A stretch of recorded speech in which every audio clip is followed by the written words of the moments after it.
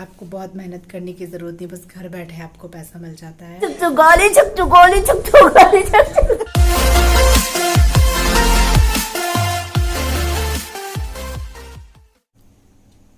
सुबह के 4 बजने वाले, एक छोटी सी लाइट जला के मैं कर रही हूँ वीडियो एडिट और फेसबुक पे वीडियो पोस्ट ड्राफ्ट करके पोस्ट कर रही हूँ, शेड्यूल कर रही हूँ, आप ऐसा कह सकते हैं।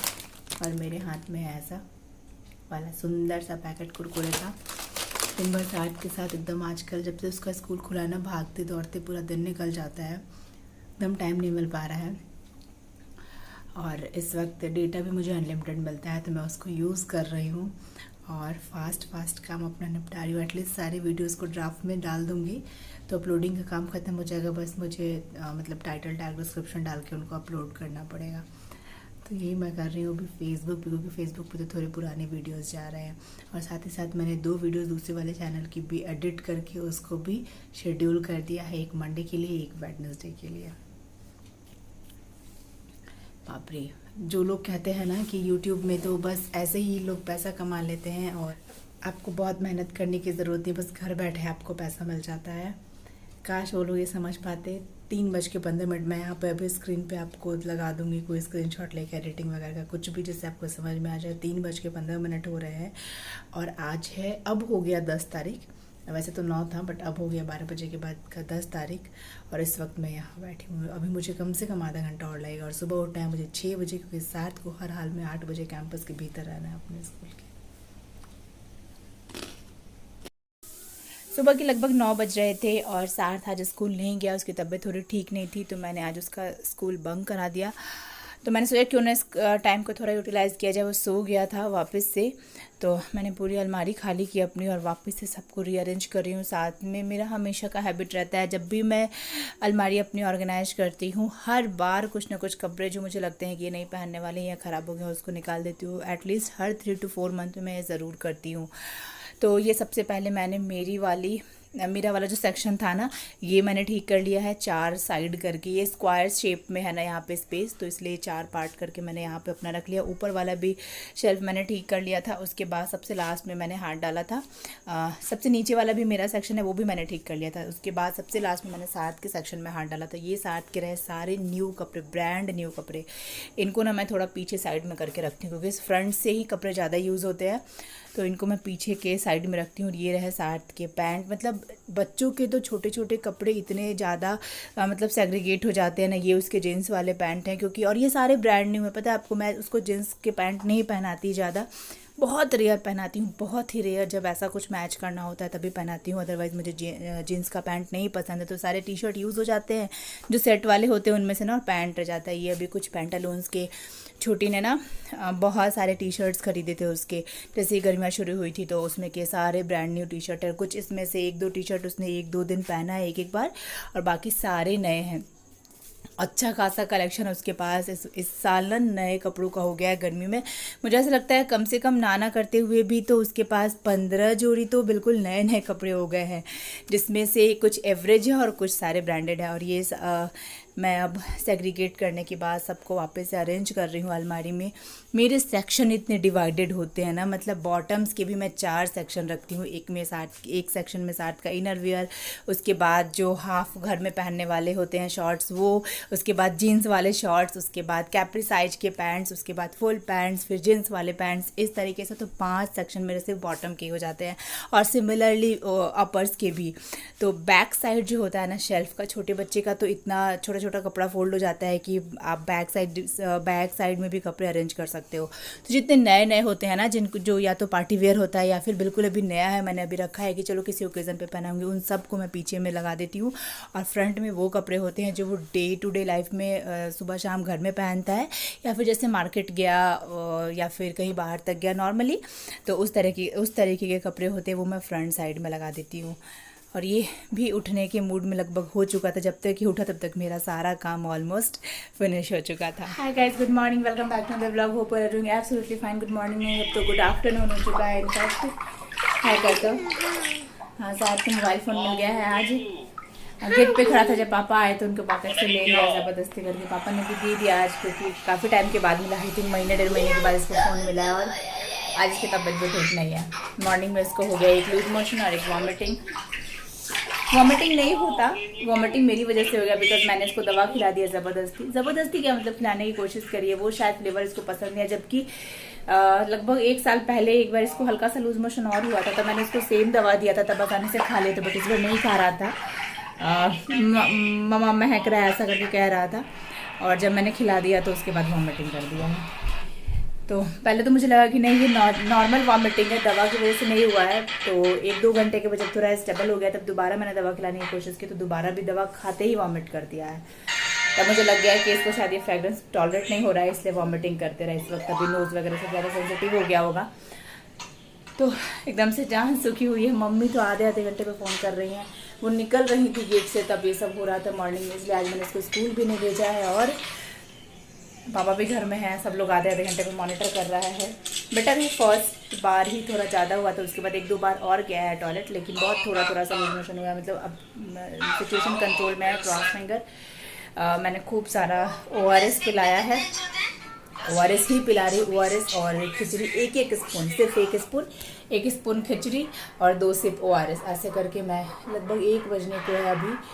और मतलब मेरा फ़ोन तो है ना सुबह से, मतलब मम्मी के घर से निकलने के बाद से लेकर अभी तक बजा ही जा रहा है, मम्मी छोटी ऐसे करके।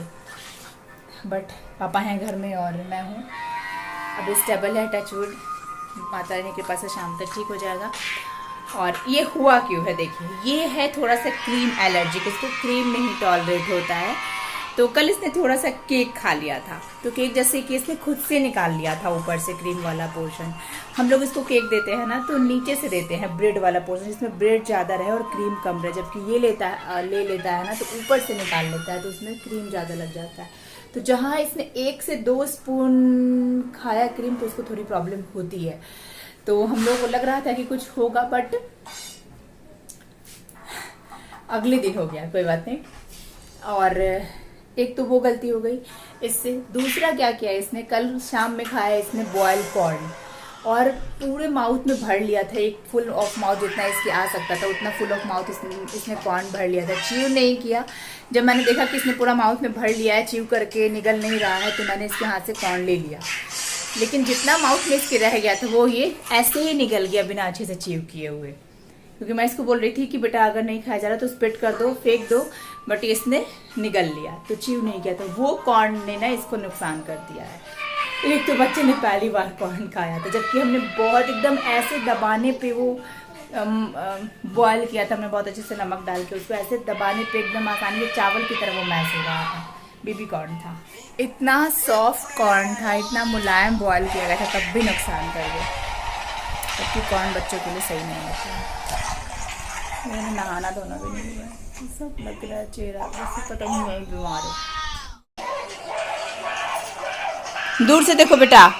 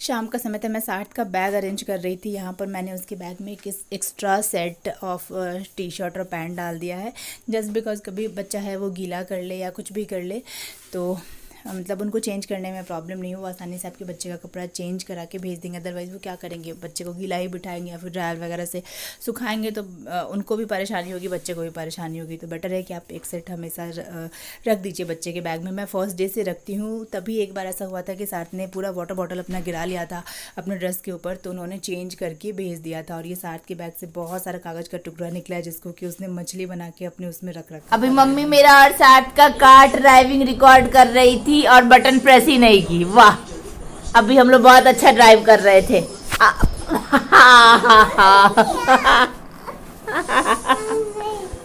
देखो ये देखो मम्मा बना ली स्टैंड। चलो चुक चुक गाली, चुक चुक गाली, चुक चुक गाली, चुक चुक गाली। हाँ चलो जल्दी चलो। चुक चुक गाली, चुक चुक गाली, चुक चुक गाली, चुक चुक गाली। बेटा कल की परसों नहीं है, छोटी के पीठ पे ऐसे ही बैठ गया तो बोलता है मासूम नहीं है, ये मेरा सोफा है, मैं सोफा पे आराम कर रहा हूँ। बैठ गया तो उसके बैग पे जाके ऐसे। हाँ अभी नारायण पोज में भी बैठा था। मम्मा ने नहीं कर रही है यार, चाय भी ठंडा हो गया स्टार्ट। देखो घोड़ा दाना खा रहा है पहले अपना, चलने से पहले।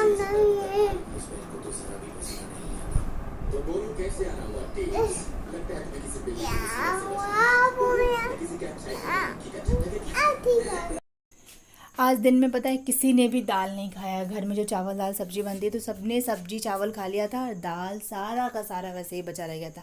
5-6 लोगों का दाल जब बचा रह जाता है तो कितना ज़्यादा हो जाता है। तो शाम में मम्मी ने बोला कि इन दालों का क्या किया जाए, पराठा बनाया जाए। तब मेरा दिमाग काम किया कि नहीं मम्मी बगिया बनाते हैं।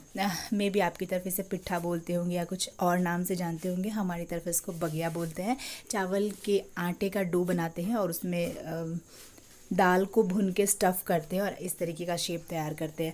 तो जो बचा हुआ दाल था ना, उसमें थोड़ा सा दाल में ही, लिक्विड दाल में ही थोड़ा सा लहसुन, थोड़ा सा लाल मिर्च का पाउडर डाल के और कढ़ाई पे तेज़ आंच में सरसों का तेल जीरा का फ़ोरन डाला, कढ़ाई गरम किया, सरसों का तेल डाला, जीरा का फ़ोरन डाला, उसमें दाल पलट दिया। दाल पलटने के बाद उसमें थोड़ा सा लहसुन का पेस्ट डाल दिया, थोड़ा सा मिर्ची डाल दिया, मिर्ची पाउडर, और उसको अच्छे से भून के जब तक दाल एकदम से सूख नहीं गया, स्टफ़ करने लायक नहीं हो गया, तब तक उसको पका दिया। पकाने के बाद इस तरीके से चावल का गोला गोला सा बना के शेप, जैसे हम स्टफिंग करते हैं ना पराठे के लिए, ठीक उसी तरीके से स्टफिंग करते हैं। और स्टफ़ करने के बाद उसको मम्मी हाथ से दबा दबा के इस तरीके से शेप दे देती। हीट डायमंड टाइप का शेप होता है, बस इसमें थोड़ा पॉइंट नहीं होता है, साइड से ना कर्व बना रहता है, आप देख ही सकते होंगे। इसको हम लोग बगिया कहते हैं। और मेरा तो ऑल टाइम फेवरेट डिश है, मतलब मम्मी से मैं बनवा के 2-3 दिनों के लिए फ्रिज में स्टोर कर लेती हूँ और डेली निकाल के खाती हूँ, मुझे इतना पसंद है। और सेम ना यहाँ पे जैसे कि मम्मी दाल भर रही हैं, आप चाहे तो चीनी भी भर सकते हैं, वो भी बहुत टेस्टी लगता है। फिर इसको आप बॉयल कर लीजिए, या फिर बॉयल करने के बाद आप इसको स्वैलो फ्राई भी कर सकते हैं। अगर आप फ्राई करना पसंद नहीं करते तो सिर्फ बॉयल करके भी खाइए, बहुत टेस्टी लगता है। दाल आप कोई सी भी दाल इसमें भर सकते हैं। बेसिकली तो इसमें रहर या मूंग की दाल भरी जाती है, बट आप इसमें कोई भी दाल भर सकते हैं। सबका थोड़ा थोड़ा डिफरेंट टेस्ट होता है और सभी दाल का अपना एक अलग फ्लेवर होता है। तो जब आप बगिया बनाइएगा तो उसमें भी एक डिफरेंट फ्लेवर आएगा। तो आज जो हम स्टफ़ कर रहे हैं ये तो रहर की दाल है, प्लेन रहर की दाल। और ये पानी इस तरीके से कढ़ाई में बॉयल कीजिए। बॉयल करने के बाद इसमें जितनी कैपेसिटी है 6-7 एक बार में डाल दीजिए।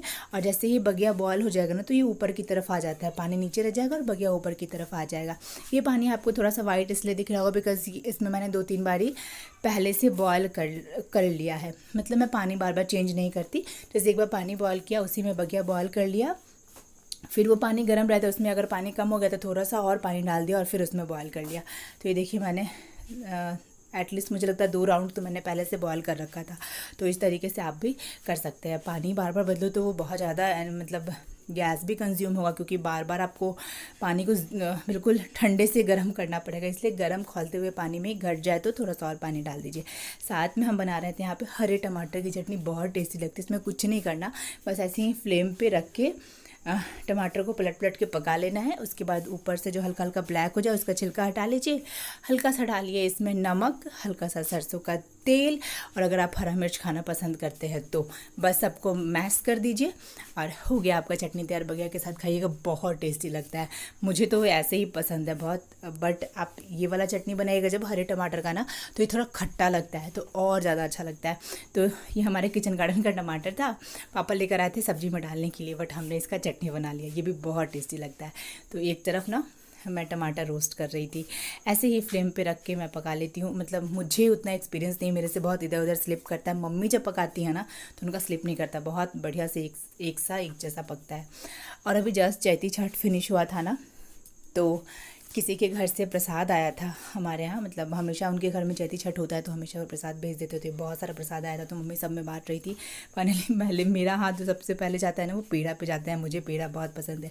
बाकी बचे हुए प्रसाद को मैंने स्टोर करके रख लिया था ताकि थोड़ा थोड़ा करके खाया जाए, क्योंकि खजूर और मतलब टिकरी ठेकुआ ये सब तो फेवरेट है भाई हमारा। मीठा खाना तो कोई हमसे सीखे, इसीलिए वजन कम नहीं होता। Thanks for watching the vlog guys. पसंद आया हो व्लॉग तो प्लीज़ लाइक शेयर कर, चैनल को सब्सक्राइब कर लीजिएगा। मिलते हैं आपसे किसी नेक्स्ट व्लॉग में, तब तक के लिए बाय बाय। और ये देखिए लास्ट में क्या हुआ था, हमारा दाल फिनिश हो गया था और एक मम्मी के पास ना लोई बच गई थी चावल के आटे की, तो वो वेस्ट हो जाता। तो मैंने क्या किया, उसको वैसे ही पूरी की तरह बेल के पानी में डिप कर दिया था और ये भी टेस्टी लग रहा था, बहुत ही टेस्टी लग रहा था। एक बचा था, वेस्ट करने से क्या फ़ायदा, उसको भी खा लो, चटनी के साथ वो भी खाया जाएगा। तो ये लगभग 4-5 राउंड में हमारा पूरा बघिया तैयार हो गया था। ऐसे आप चाहे तो इसको तवे पे भी सेक सकते हैं, हल्का हल्का सा तेल डालिए और सेक लीजिए। Bye bye.